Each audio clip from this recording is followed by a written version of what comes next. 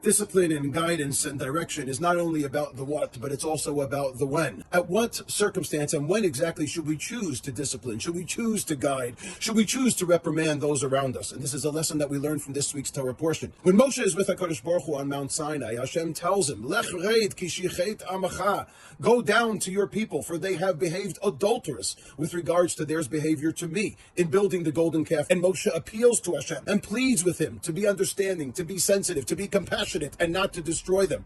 Vayichal Moshe pnei Hashem Elohav vayomer lama yecharei apcha ba'amecha asher hotzeta etamcha me'eretz Mitzrayim. Why vent your anger and your wrath on these people who you so kindly and devotedly experienced and allowed them to exodus from Egypt? Why destroy them at this particular point? However, when Moshe himself goes down from the mountain and sees the Jewish people behaving as such, it says, Vayichar af Moshe vayishlech mi'adav et haluchot. Moshe gets angry and he is filled and vents his anger by destroying the luchot. What do we see from here? A father, a educator, a colleague has to know when to discipline as well as how to discipline.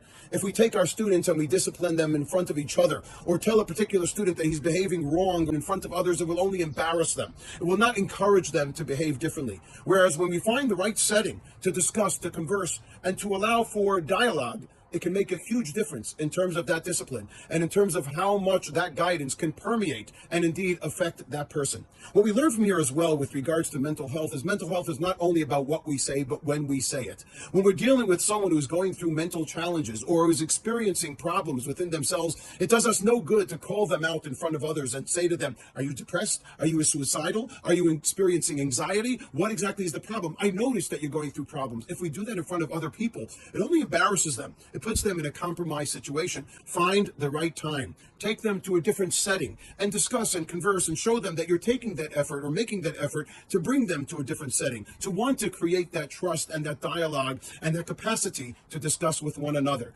That certainly will develop and encourage empathy, consideration, sensitivity, and allow that person the opportunity to engage and hopefully to grow as a result. Shabbat shalom.